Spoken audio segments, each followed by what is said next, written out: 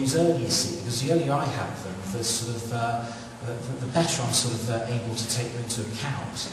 Okay, I want people to show an interest. So clearly that date's not set in stone. However, if you would like a bit longer, sort of, then you only have to sort of write to me, call me, and you know, I will sort of try and arrange to ensure that you've got time to respond. You know, I want to hear from people. There's no point sort of officers ploughing on with this, regardless, without sort of having, you know, having regard to sort of what you want to say about the scheme. Okay, your views are just as important sort of as the raft. And I can't overstate, so when I say the word, that word, the raft of sort of policy guidance I also have to consider, yeah, when I'm looking at schemes of this nature. So I trust that's been useful. I'm going to be staying here tonight for as long as it takes, and I will be delighted to sort of answer any questions that you might have later on specifically the facts of the case as they stand now, or on process matters. Thank you again.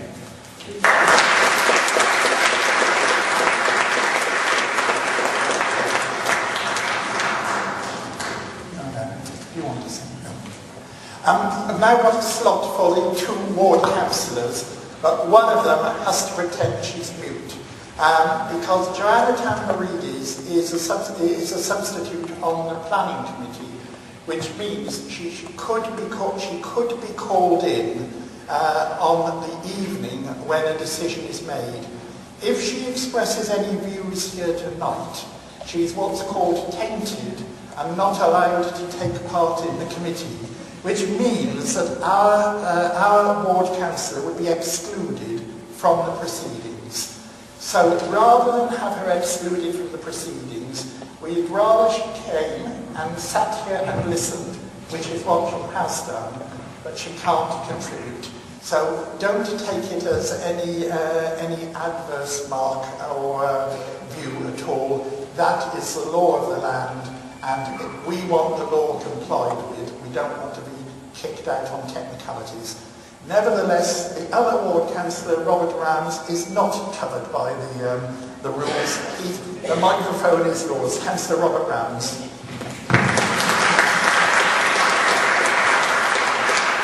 Thank you very much. I'm not tainted by anybody. Firstly, can I congratulate the Save New Barnet team, everybody who's spoken tonight, on a wonderful information they've provided to all of us, and also can I thank the church for hosting the event tonight. Much of what I wanted to say, and what I want to say, has already been said tonight. I agree with everything that's been said, the problems that we've had, or we will have with the transports, with the whole infrastructure of our community. It's an honour to represent East Barnet, but I fear for it if this application goes in. I see it, in a way, being the nail in the coffin of our way of life, and I really don't want that to happen. And I'll be standing with you and fighting for you all the way on it. A lot has been made by ASDA about the meetings they've held with representatives, elected representatives, and how they've listened to what we wanted. Well, as being one of your elected representatives, I've been in some of those meetings. I can tell you they haven't been listening. In one meeting that I sat in, we in no uncertain terms told them where to go. We said, we don't want you in East Barnet, we don't need you in East Barnet, but they still come back and they still say that they're going to be developing here. So they're not listening to us. As I said, I'm here to work with you. My contact details are all on the Barnet Times website, Barnet Council website. How do I give them an advert? Many of you already have written to me, highlighting your concerns. Please continue to write to me. I will be passing all those on to the council officers. So please continue to write, and I'll be here all evening, so feel free to come and speak to me at the end. Thank you very much.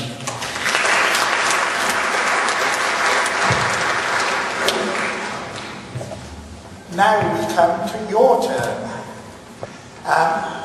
Because there are so many people here and so many topics, if you all put your hand up and want to talk on all of them, we'll never get out of here tonight. So what I'm proposing is we start by trying to identify the topics, and then we cover each topic 5 minutes, 10 minutes as the case may be, so that we make sure they're all getting a fair crack of the whip by So just to start with, what sort of topics do you want to know a bit more about? What do you want to raise? Traffic, right? There's a surprise. Are there any other issues that you want to raise tonight? Yes? I'd like to ask about UDP, with this being against the UDP, and whether there's now will come to the Right, UDP, right, we will have... Any other points? Yeah?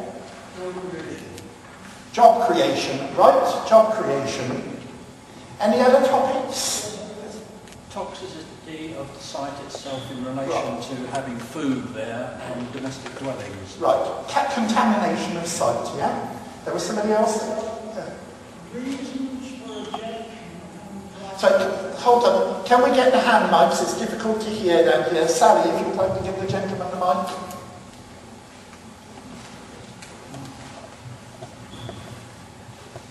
Can we list the reasons for objection and prioritise them?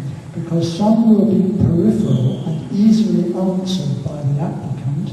The significant ones are the ones that we should stress. The whole battle will be fought by not the council, but probably by the inspector at an appeal. Right, grounds for objection and priorities. Any others? Any other views? Anything else anybody wants to raise? Yeah? Safety. Safety. What do you mean by safety? Children. I think there's a number of issues about safety of children on the road, not just on the road, but children who be in the building that they are in that building. Right. Children's safety, right? Yes, sir? Just more about the effect on the existing businesses. Effect on existing businesses, yeah? Okay. Can we use the mic, Susan Tom? About the new Barnet Community Association plans and how you're planning on paying for them. Right, our plans and our vision, right? Yes? Yes? What I might come in. The quality of development. Quality of development. As the ones I've used this after a couple of years. They look awful. Quality. Any other? I think we've got a fair number to be going on with. We'll see how we do with them, and if we run out of time, if we still have time at the end, sorry, yes, sir? David, the only question I wanted to ask. Mike's coming. Obviously, without ASDA being here tonight, many of my questions would have been directed to the 4 vacant chairs that are over there. But I'd love to know what they feel about putting someone like Sainsbury's out of business. That was the question that I was going to ask them. Right, I'm not sure we can answer that one. Not without any legal advice, and they can come back to us on. Any other, we make a note of that anyway, we will ask us, we will put in other people out of business. Yeah, well, that's a traffic one, we'll talk about that when we come to traffic. Yeah.